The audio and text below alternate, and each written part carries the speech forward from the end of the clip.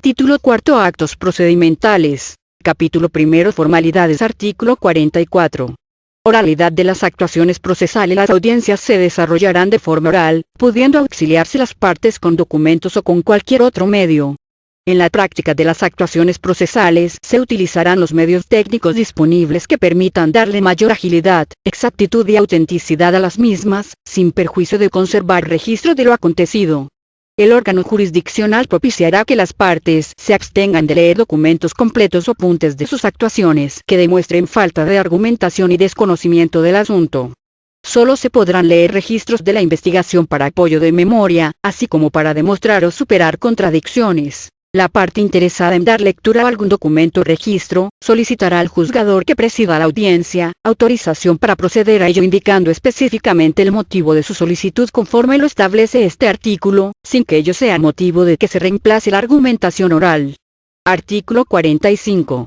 Idioma. Los actos procesales deberán realizarse en idioma español. Cuando las personas no hablen o no entiendan el idioma español, deberá proveerse traductor-intérprete, y se les permitirá hacer uso de su propia lengua o idioma, al igual que las personas que tengan algún impedimento para darse a entender. En el caso de que el imputado no hable o entienda el idioma español, deberá ser asistido por traductor-intérprete para comunicarse con su defensor en las entrevistas que con él mantenga. El imputado podrá nombrar traductor-intérprete de su confianza, por su cuenta. Si se trata de una persona con algún tipo de discapacidad, tiene derecho a que se le facilite un intérprete o aquellos medios tecnológicos que le permitan obtener de forma comprensible la información solicitada o, a falta de estos, a alguien que sepa comunicarse con ella.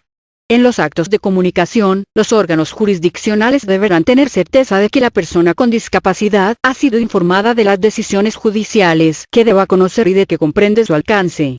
Para ello deberá utilizarse el medio que, según el caso, garantice que tal comprensión exista.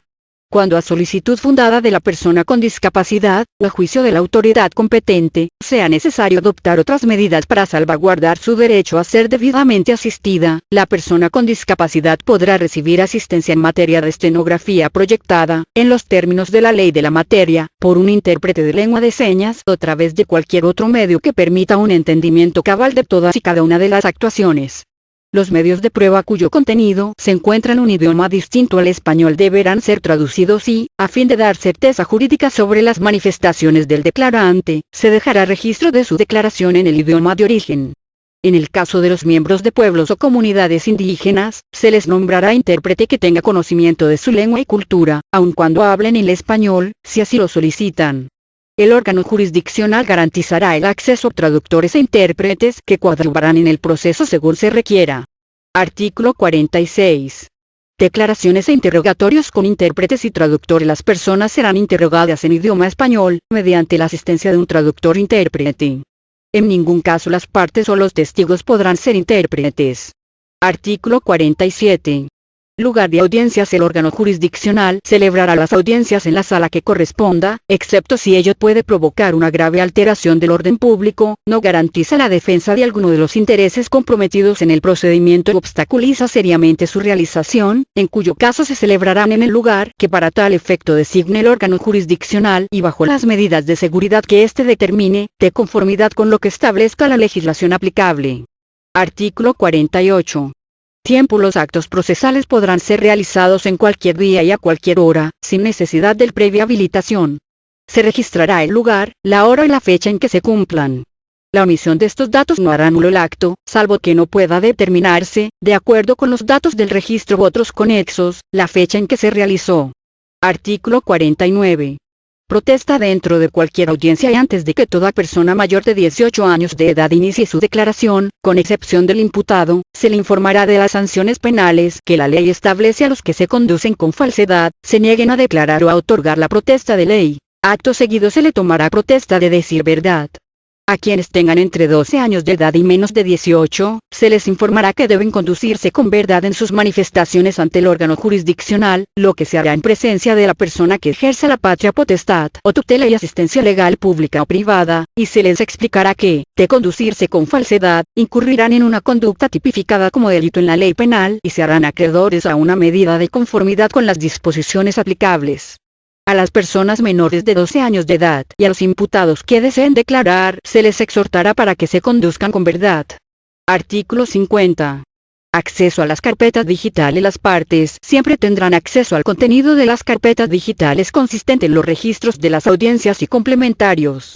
Dichos registros también podrán ser consultados por terceros cuando dieran cuenta de actuaciones que fueren públicas, salvo que durante el proceso el órgano jurisdiccional restrinja el acceso para evitar que se afecte su normal sustanciación, el principio de presunción de inocencia o los derechos a la privacidad o a la intimidad de las partes, o bien, se encuentre expresamente prohibido en la ley de la materia.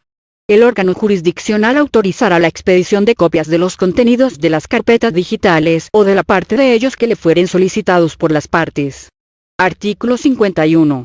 Utilización de medios electrónicos, adicionado, 17 de junio de 2016, durante todo el proceso penal, se podrán utilizar los medios electrónicos en todas las actuaciones para facilitar su operación, incluyendo el informe policial. Así como también podrán instrumentar, para la presentación de denuncias o querellas en línea que permitan su seguimiento.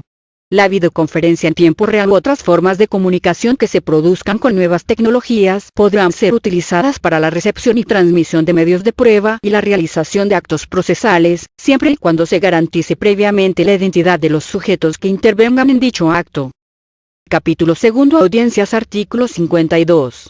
Disposiciones comunes. Los actos procedimentales que deban ser resueltos por el órgano jurisdiccional se llevarán a cabo mediante audiencias, salvo los casos de excepción que prevea este código. Las cuestiones debatidas en una audiencia deberán ser resueltas en ella. Artículo 53. Disciplina en las audiencias. El orden en las audiencias estará a cargo del órgano jurisdiccional. Toda persona que altere el orden en estas podrá ser acreedora a una medida de apremio sin perjuicio de que se pueda solicitar su retiro de la sala de audiencias y su puesta a disposición de la autoridad competente. Antes y durante las audiencias, el imputado tendrá derecho a comunicarse con su defensor, pero no con el público. Si infringe esa disposición, el órgano jurisdiccional podrá imponerle una medida de apremio. Si alguna persona del público se comunica o intenta comunicarse con alguna de las partes, el órgano jurisdiccional podrá ordenar que sea retirada de la audiencia e imponerle una medida de apremio. Artículo 54.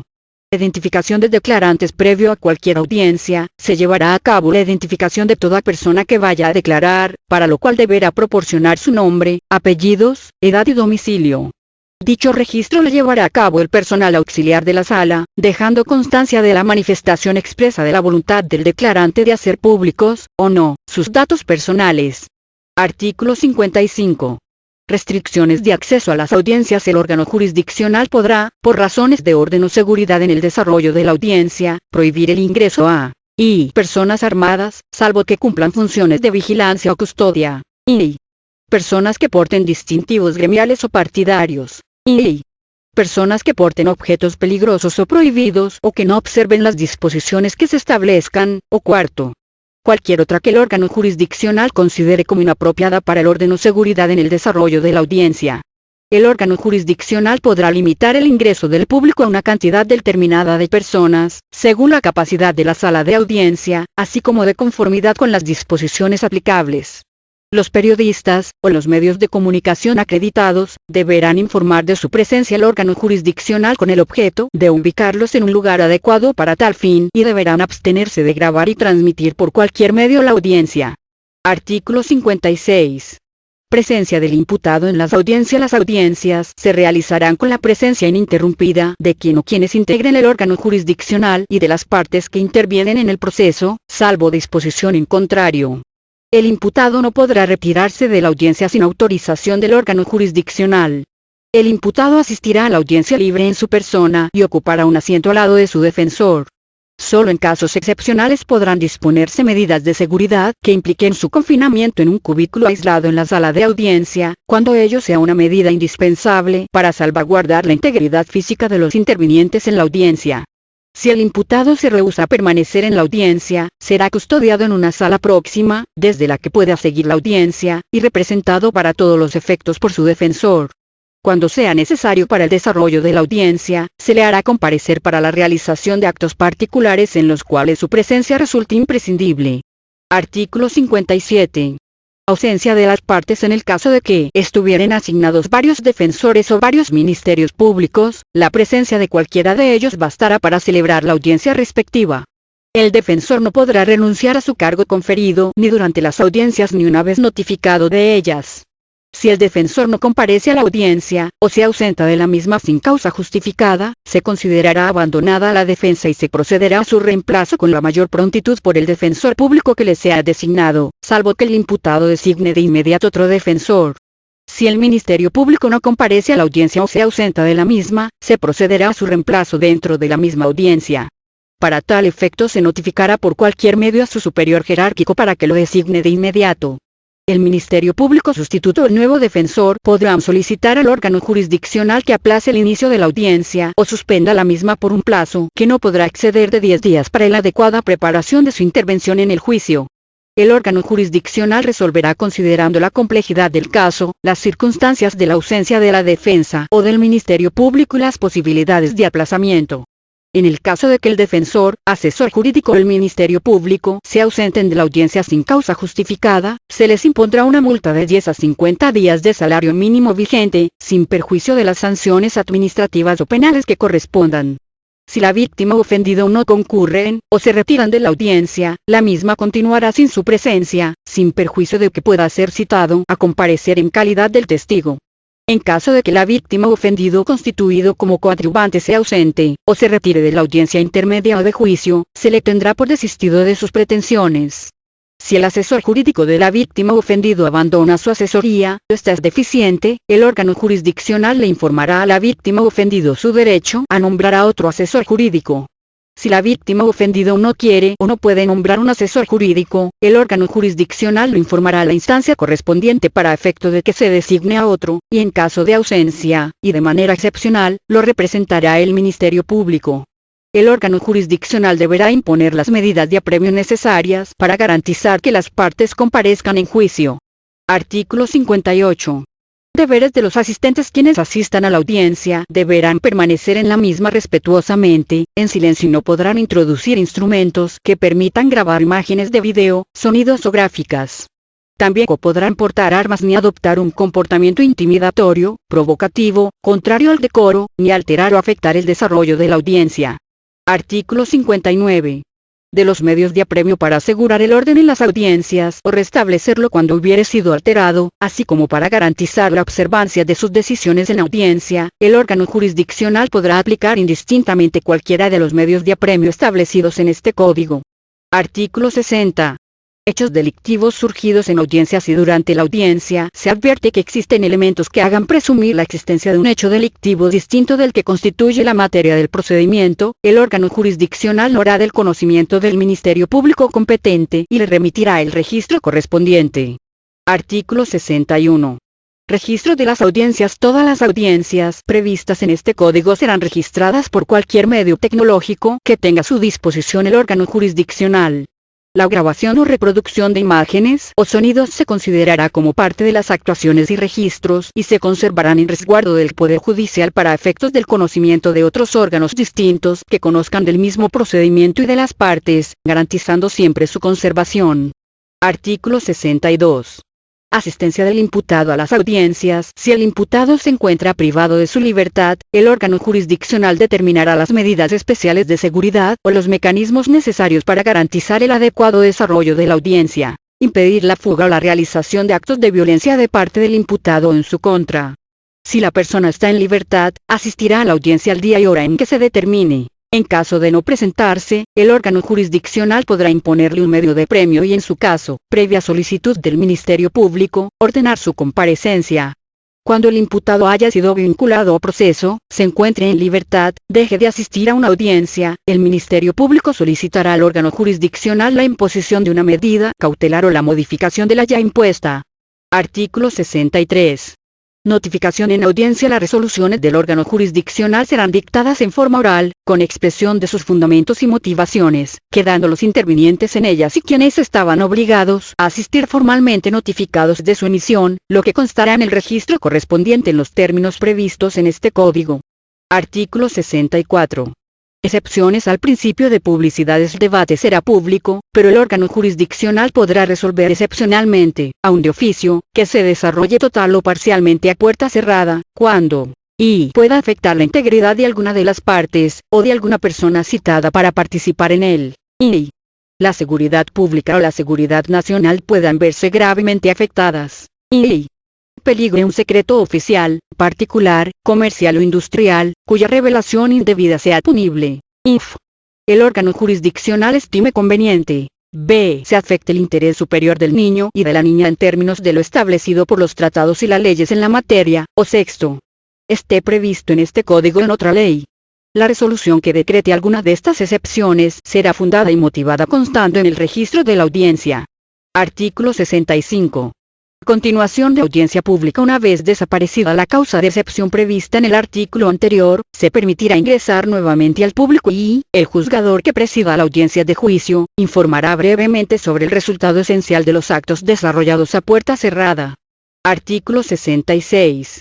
Intervención en la audiencia. En las audiencias, el imputado podrá defenderse por sí mismo y deberá estar asistido por un licenciado en Derecho o abogado titulado que haya elegido o se le haya designado como defensor.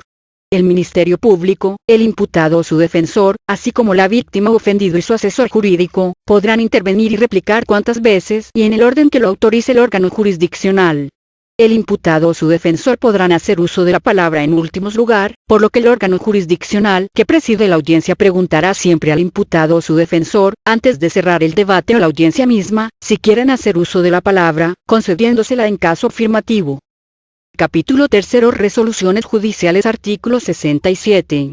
Resoluciones judiciales. La autoridad judicial pronunciará sus resoluciones en forma de sentencias y autos. Dictará sentencia para decidir en definitiva y poner término al procedimiento y autos en todos los demás casos.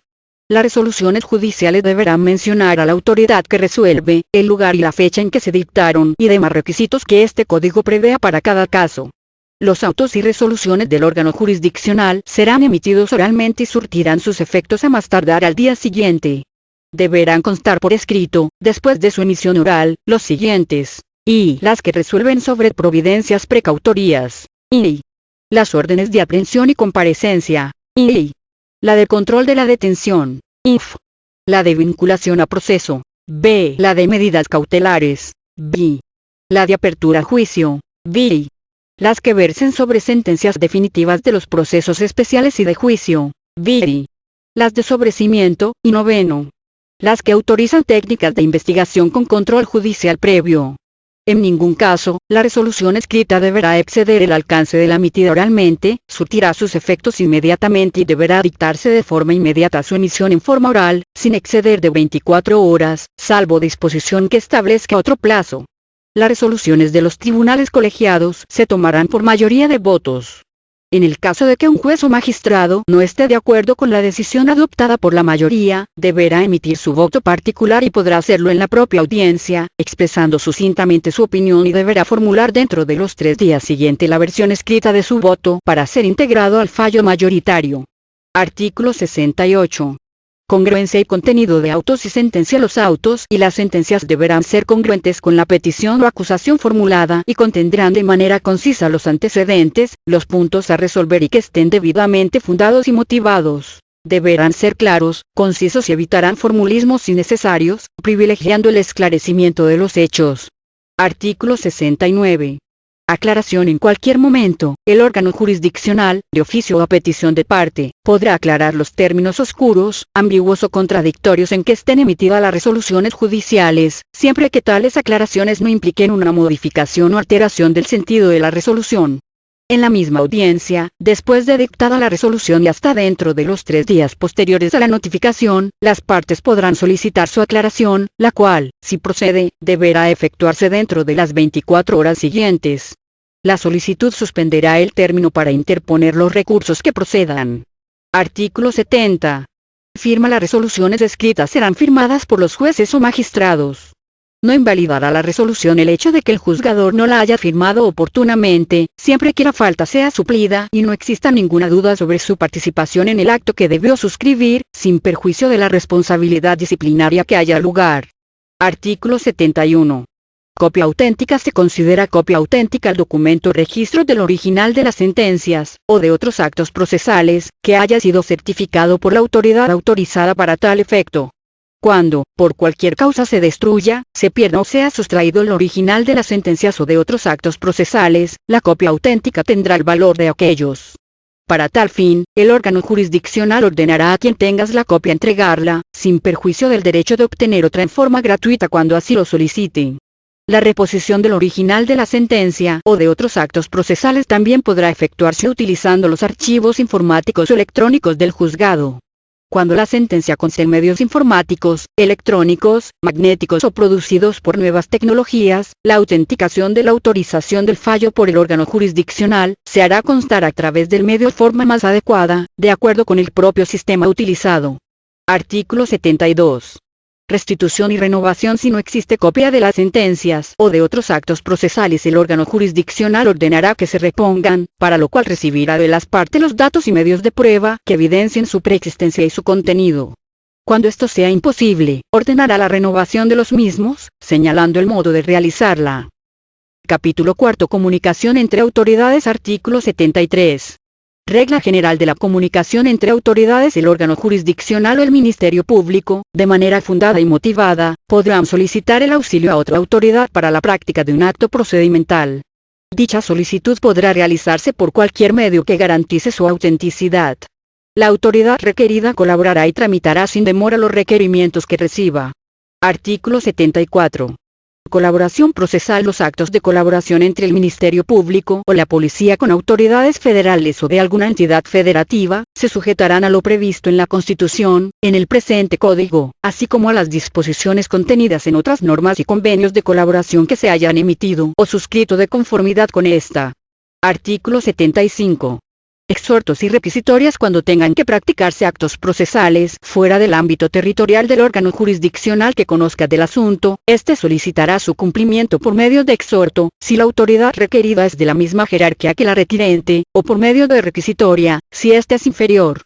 La comunicación que deba hacerse a autoridades no judiciales se hará por cualquier medio de comunicación expedito y seguro que garantice su autenticidad, siendo aplicable en lo conducente lo previsto en el artículo siguiente.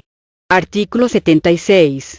Empleo de los medios de comunicación para el envío de oficios, exhortos o requisitorias. El órgano jurisdiccional, el Ministerio Público, o la Policía, podrán emplear cualquier medio de comunicación idóneo y ágil que ofrezca las condiciones razonables de seguridad, de autenticidad y de confirmación posterior en caso de ser necesario, debiendo expresarse, con toda claridad, la actuación que ha de practicarse, el nombre del imputado si fuere posible, el delito de que se trate, el número único de causa, así como el fundamento de la providencia y, en caso necesario, el aviso de que se mandará la información, el oficio de colaboración y el exhorto requisitoria que ratifique el mensaje. La autoridad requirente deberá cerciorarse de que el requerido recibió la comunicación que se le dirigió y el receptor resolverá lo conducente, acreditando el origen de la petición y la urgencia de su atención. Artículo 77. Plazo para el cumplimiento de exhortos y requisitoria. Los exhortos o requisitorias se proveerán dentro de las 24 horas siguientes a su recepción y se despacharán dentro de los 3 días siguientes, a no ser que las actuaciones que se hayan de practicar exijan necesariamente mayor tiempo, en cuyo caso, el juez de control fijará el que crea conveniente y lo notificará al requirente, indicando las razones existentes para la ampliación. Si el juez de control requerido estima que no es procedente la práctica del acto solicitado, lo hará saber al requirente dentro de las 24 horas siguientes a la recepción de la solicitud, con indicación expresa de las razones que tenga para abstenerse de darle cumplimiento.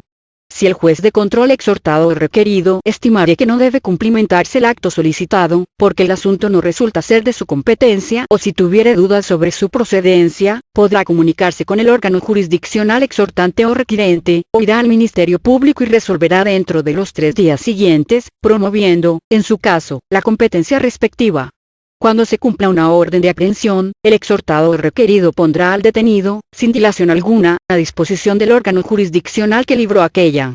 Si no fuere posible poner al detenido inmediatamente a disposición del exhortante o requirente, el requerido dará vista al Ministerio Público para que formule la imputación. Se decidirá sobre las medidas cautelares que se le soliciten y resolverá su vinculación a proceso, remitirá las actuaciones y, en su caso, al detenido, al órgano jurisdiccional que haya librado el exhorto dentro de las 24 horas siguientes a la determinación de fondo que adopte. Cuando un juez de control no pueda dar cumplimiento al exhorto requisitoria, por hallarse en otra jurisdicción la persona o las cosas que sean objeto de la diligencia, lo remitirá al juez de control del lugar en que aquello éstas se encuentren, y lo hará saber al exhortante o requirente dentro de las 24 horas siguientes. Si el juez de control que recibe el exhorto requisitoria del juzgador originalmente exhortado, resuelve desahogarlo, una vez hecho lo devolverá directamente al exhortante. Las autoridades exhortadas o requeridas remitirán las diligencias o actos procesales practicados o requeridos por cualquier medio que garantice su autenticidad. Artículo 78. Exhortos de tribunales extranjeros, reformado primer párrafo, 2. 17 de junio de 2016, las solicitudes que provengan de tribunales extranjeros, deberán ser tramitadas de conformidad con el título 11 del presente código.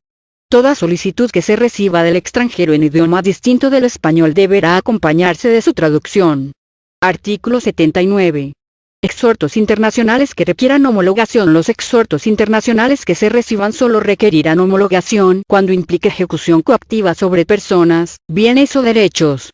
Los exhortos relativos a notificaciones, recepción de pruebas y a otros asuntos de mero trámite se diligenciarán sin formar incidente. Artículo 80. Actos procesales en el extranjero. Los exhortos que se remitan al extranjero serán comunicaciones oficiales escritas que contendrán la petición de realización de las actuaciones necesarias en el procedimiento en que se expidan. Dichas comunicaciones contendrán los datos e información necesaria, las constancias y demás anexos procedentes según sea el caso. Los exhortos serán transmitidos al órgano jurisdiccional requerido a través de los funcionarios consulares o agentes diplomáticos, o por la autoridad competente del Estado requirente o requerido según sea el caso. Podrá encomendarse la práctica de diligencias en países extranjeros a los funcionarios consulares de la República por medio de oficio. Artículo 81. Demora o rechazo de requerimientos. Cuando la cumplimentación de un requerimiento de cualquier naturaleza fuere demorada o rechazada injustificadamente, la autoridad requirente podrá dirigirse al superior jerárquico de la autoridad que deba cumplimentar dicho requerimiento a fin de que, de considerarlo procedente, ordene o gestione su tramitación inmediata. Capítulo B. Notificaciones y citaciones. Artículo 82. Formas de notificación. Las notificaciones se practicarán personalmente, por lista, estrado o boletín judicial según corresponda y por edictos. Y personalmente podrán ser: a. en audiencia; b. por alguno de los medios tecnológicos señalados por el interesado o su representante legal; c. en las instalaciones del órgano jurisdiccional; o d. en el domicilio que éste establezca para tal efecto. Las realizadas en domicilio se harán de conformidad con las reglas siguientes. 1. El notificador deberá cerciorarse de que se trata del domicilio señalado. Acto seguido, se requerirá la presencia del interesado o su representante legal. Una vez que cualquiera de ellos se haya identificado, le entregará copia del auto o la resolución que deba notificarse y recabará su firma, asentando los datos del documento oficial con el que se identifique.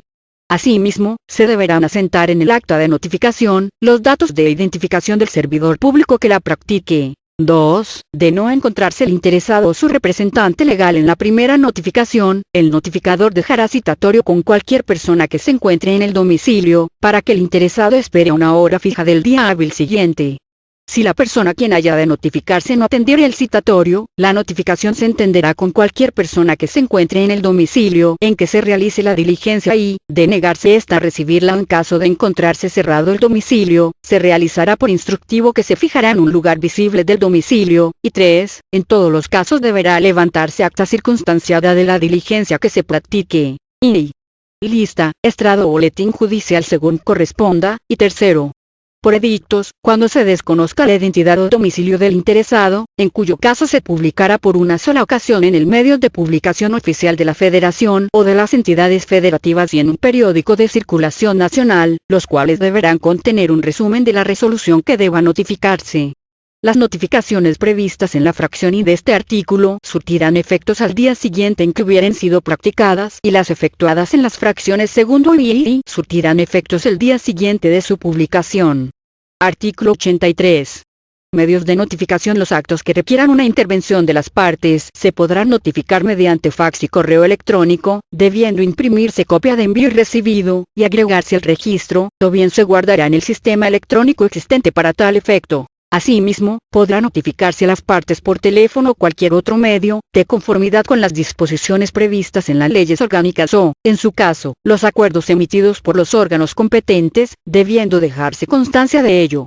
El uso de los medios a que hace referencia este artículo, deberá asegurar que las notificaciones se hagan en el tiempo establecido y se transmita con claridad, precisión y en forma completa el contenido de la resolución o de la diligencia ordenada. En la notificación de las resoluciones judiciales se podrá aceptar el uso de la firma digital. Artículo 84. Regla general sobre notificación en las resoluciones: deberán notificarse personalmente a quien corresponda, dentro de las 24 horas siguientes a que se hayan dictado. Se tendrán por notificada a las personas que se presenten a la audiencia, donde se dicte la resolución o se desahoguen las respectivas diligencias. Cuando la notificación deba hacerse a una persona con discapacidad o cualquier otra circunstancia que le impida comprender el alcance de la notificación, deberá realizarse en los términos establecidos en el presente Código. Artículo 85. Lugar para las notificaciones: al comparecer en el procedimiento, las partes deberán señalar domicilio dentro del lugar en donde esté su sustancia y, en su caso, manifestarse sobre la forma más conveniente para ser notificados conforme a los medios establecidos en este Código. El Ministerio Público, defensor y asesor jurídico, cuando estos últimos sean públicos, serán notificados en sus respectivas oficinas, siempre que éstas se encuentren dentro de la jurisdicción del órgano jurisdiccional que ordene la notificación, salvo que hayan presentado solicitud de ser notificadas por fax, por correo electrónico, por teléfono o por cualquier otro medio. En caso de que las oficinas se encuentren fuera de la jurisdicción, deberán señalar domicilio dentro de dicha jurisdicción. Si el imputado estuviere detenido, será notificado en el lugar de su detención. Las partes que no señalaren domicilio o el medio para ser notificadas o no informen de su cambio, serán notificadas de conformidad con lo señalado en la fracción segundo del artículo 82 de este Código. Artículo 86. Notificaciones a defensores o asesores jurídicos: cuando se designe defensor o asesor jurídico y estos sean particulares, las notificaciones deberán ser dirigidas a estos, sin perjuicio de notificar al imputado y a la víctima ofendido, según sea el caso, cuando la ley o la naturaleza del acto así lo exijan. Cuando el imputado tenga varios defensores, deberá notificarse al representante común, en caso de que lo hubiere, sin perjuicio de que otros acudan a la oficina del Ministerio Público o del órgano jurisdiccional para ser notificados. La misma disposición se aplicará a los asesores jurídicos. Artículo 87. Forma especial de notificación: la notificación realizada por medios electrónicos surtirá efecto el mismo día aquel en que por sistema se confirme que recibió el archivo electrónico correspondiente. Asimismo, podrá notificarse mediante otros sistemas autorizados en la ley de la materia, siempre que no causen indefensión. También podrá notificarse por correo certificado y el plazo correrá a partir del día siguiente hábil en que fue recibida la notificación. Artículo 88. Nulidad de la notificación: la notificación podrá ser nula cuando cause indefensión y no se cumplan las formalidades previstas en el presente Código. Artículo 89. Validez de la notificación: si a pesar de no haberse hecho la notificación en la forma prevista en este ordenamiento, la persona que deba ser notificada se muestra sabedora de la misma, ésta surtirá efectos legales. Artículo 90. Citación: toda persona está obligada a presentarse ante el órgano jurisdiccional o ante el Ministerio Público, cuando sea citada. Quedan exceptuados de esa obligación el Presidente de la República y los servidores públicos a que se refieren los párrafos primero y quinto del artículo 111 de la Constitución, el consejero jurídico del Ejecutivo, los magistrados y jueces y las personas imposibilitadas físicamente, ya sea por su edad, por enfermedad grave o alguna otra que dificulte su comparecencia. Cuando haya que examinar a los servidores públicos o a las personas señaladas en el párrafo anterior, el órgano jurisdiccional dispondrá que dicho testimonio sea desahogado en el juicio por sistemas de reproducción a distancia de imágenes y sonidos o cualquier otro medio que permita su transmisión, en sesión privada. La citación a quien desempeñe en empleo, cargo o comisión en el servicio público, distintos a los señalados en este artículo, se hará por conducto del superior jerárquico respectivo, a menos que para garantizar el éxito de la comparecencia se requiera que la citación se realice en forma distinta. En el caso de cualquier persona que se haya desempeñado como servidor público y no sea posible su localización, el órgano jurisdiccional solicitará a la institución donde haya prestado su servicio la información del domicilio, número telefónico, y en su caso, los datos necesarios para su localización, a efecto de que comparezca a la audiencia respectiva. Artículo 91.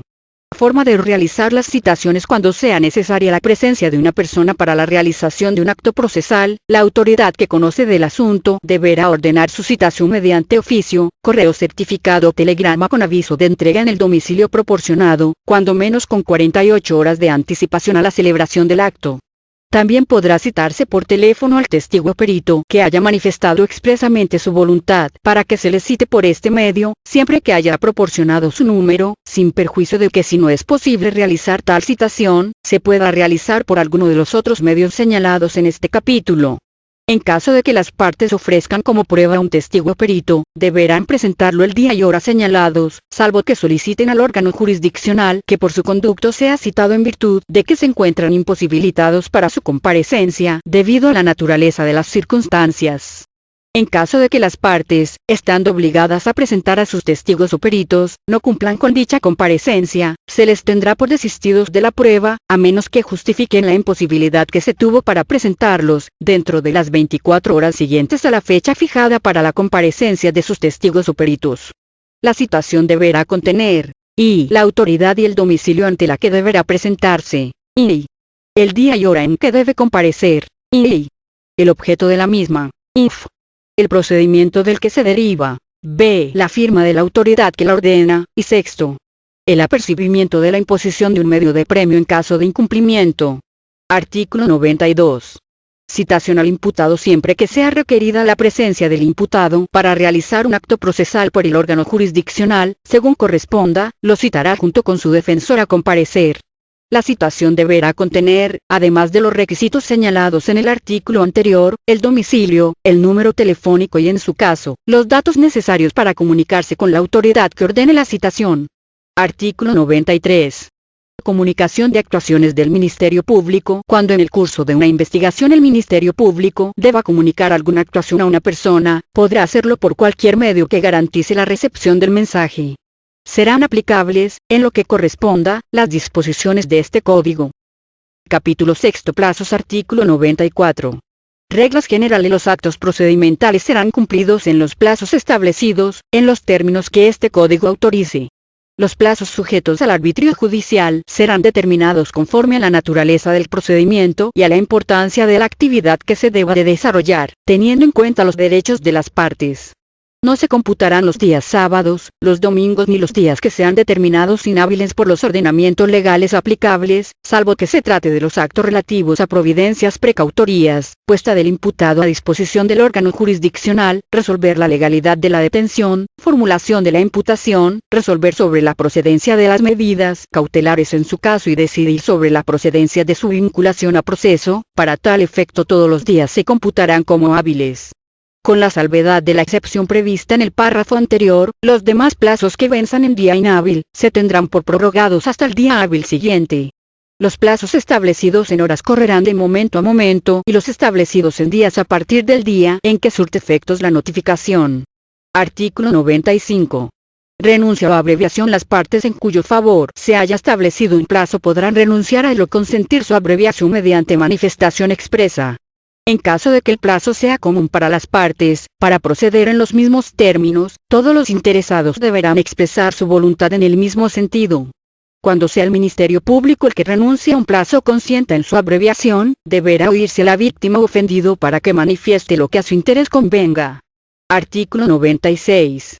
Reposición del plazo. La parte que no haya podido observar un plazo por causa no atribuible a él, podrá solicitar de manera fundada y motivada su reposición total o parcial, con el fin de realizar el acto omitido o ejercer la facultad concedida por la ley, dentro de las 24 horas siguientes a aquel en que el perjudicado tenga conocimiento fehaciente del acto cuya reposición del plazo se pretenda. El órgano jurisdiccional podrá ordenar la reposición una vez que haya escuchado a las partes. Capítulo 7. Nulidad de actos procedimentales. Artículo 97. Principio general. Cualquier acto realizado con violación de derechos humanos será nulo y no podrá ser saneado, ni convalidado, y su nulidad deberá ser declarada de oficio por el órgano jurisdiccional al momento de advertirla o petición de parte en cualquier momento. Los actos ejecutados en contravención de las formalidades previstas en este Código podrán ser declarados nulos, salvo que el defecto haya sido saneado o convalidado, de acuerdo con lo señalado en el presente capítulo. Artículo 98. Solicitud de declaración de nulidad sobre actos ejecutados en contravención de las formalidades. La solicitud de declaración de nulidad deberá estar fundada y motivada y presentarse por escrito dentro de los 2 días siguientes a aquel en que el perjudicado tenga conocimiento fehaciente del acto cuya invalidación se pretenda. Si el vicio se produjo en una actuación realizada en audiencia y el afectado estuvo presente, deberá presentarse verbalmente antes del término de la misma audiencia. En caso de que el acto declarado nulo se encuentre en los supuestos establecidos en la parte final del artículo 101 de este código, se ordenará su reposición. Artículo 99. Saneamiento. Los actos ejecutados con inobservancia de las formalidades previstas en este código podrán ser saneados, reponiendo el acto, rectificando el error o realizando el acto omitido a petición del interesado. La autoridad judicial que constate un defecto formal saneable en cualquiera de sus actuaciones, lo comunicará al interesado y le otorgará un plazo para corregirlo, el cual no será mayor de 3 días. Si el acto no quedará saneado en dicho plazo, el órgano jurisdiccional resolverá lo conducente. La autoridad judicial podrá corregir en cualquier momento de oficio, o a petición de parte, los errores puramente formales contenidos en sus actuaciones o resoluciones, respetando siempre los derechos y garantías de los intervinientes. Se entenderá que el acto sea saneado cuando, no obstante la irregularidad, ha conseguido su fin respecto de todos los interesados. Artículo 100. Convalidación, reformado primer párrafo, 2. 17 de junio de 2016, los actos ejecutados con inobservancia de las formalidades previstas en este código que afectan al Ministerio Público, la víctima o ofendido o el imputado, quedarán convalidados cuando y las partes hayan aceptado, expresa o tácitamente, los efectos del acto. Reformada, 2. 17 de junio de 2016, y ninguna de las partes hayan solicitado su saneamiento en los términos previstos en este código, o tercero. Dentro de las 24 horas siguientes de haberse realizado el acto, la parte que no hubiera estado presente o participado en él no solicita su saneamiento. En caso de que por las especiales circunstancias del caso no hubiera sido posible advertir en forma oportuna el defecto en la realización del acto procesal, el interesado deberá solicitar en forma justificada el saneamiento del acto, dentro de las 24 horas siguientes a que haya tenido conocimiento del mismo. Reformado, 2. 17 de junio de 2016, lo anterior, siempre y cuando no se afecten derechos fundamentales del imputado, la víctima o ofendido. Artículo 101. Declaración de nulidad. Cuando haya sido imposible sanear o convalidar un acto, en cualquier momento el órgano jurisdiccional, a petición de parte, en forma fundada y motivada, deberá declarar su nulidad, señalando en su resolución los efectos de la declaratoria de nulidad, debiendo especificar los actos a los que alcanza la nulidad por su relación con el acto anulado. El Tribunal de Enjuiciamiento no podrá declarar la nulidad de actos realizados en las etapas previas al juicio, salvo las excepciones previstas en este código. Para decretar la nulidad de un acto y disponer su reposición, no basta la simple infracción de la norma, sino que se requiere, además, que y se haya ocasionado una afectación real a alguna de las partes, y segundo, que la reposición resulte esencial para garantizar el cumplimiento de los derechos o los intereses del sujeto afectado. Artículo 102. Sujeto legitimado solo podrá solicitar la declaración de nulidades interviniente perjudicado por un vicio en el procedimiento, siempre que no hubiere contribuido a causarlo. Capítulo 8. Gastos de producción de prueba. Artículo 103. Gastos de producción de prueba. Tratándose de la prueba pericial, el órgano jurisdiccional ordenará, a petición de parte, la designación de peritos de instituciones públicas, las que estarán obligadas a practicar el peritaje correspondiente, siempre que no exista impedimento material para ello. Capítulo 9. Medios de apremio. Artículo 104. Imposición de medios de apremio. El órgano jurisdiccional y el Ministerio Público podrán disponer de los siguientes medios de apremio para el cumplimiento de los actos que ordenen en el ejercicio de sus funciones. Y el Ministerio Público contará con las siguientes medidas de apremio. A. Amonestación. B. Multa de 20.000 días de salario mínimo vigente en el momento y lugar en que se cometa la falta que amerite una medida de apremio. Tratándose de jornaleros, obreros y trabajadores que perciban salario mínimo, la multa no deberá exceder de un día de salario y tratándose de trabajadores no asalariados, de un día de su ingreso. C. Auxilio de la fuerza pública, o D. Arresto hasta por 36 horas. Y el órgano jurisdiccional contará con las siguientes medidas de apremio. A. Amonestación. B. Multa de 20 a 5.000 días de salario mínimo vigente en el momento y lugar en que se cometa la falta que amerite una medida de apremio. Tratándose de jornaleros, obreros y trabajadores que perciban salario mínimo, la multa no deberá exceder de un día de salario y tratándose de trabajadores no asalariados, de un día de su ingreso. C. Auxilio de la fuerza pública, o D. Arresto hasta por 36 horas. El órgano jurisdiccional también podrá ordenar la expulsión de las personas de las instalaciones donde se lleve a cabo la diligencia. La resolución que determine la imposición de medidas de apremio deberá estar fundada y motivada. La imposición del arresto solo será procedente cuando haya mediado apercibimiento del mismo y éste sea debidamente notificado a la parte afectada. El órgano jurisdiccional y el Ministerio Público podrán dar vista a las autoridades competentes para que se determinen las responsabilidades que en su caso procedan en los términos de la legislación aplicable.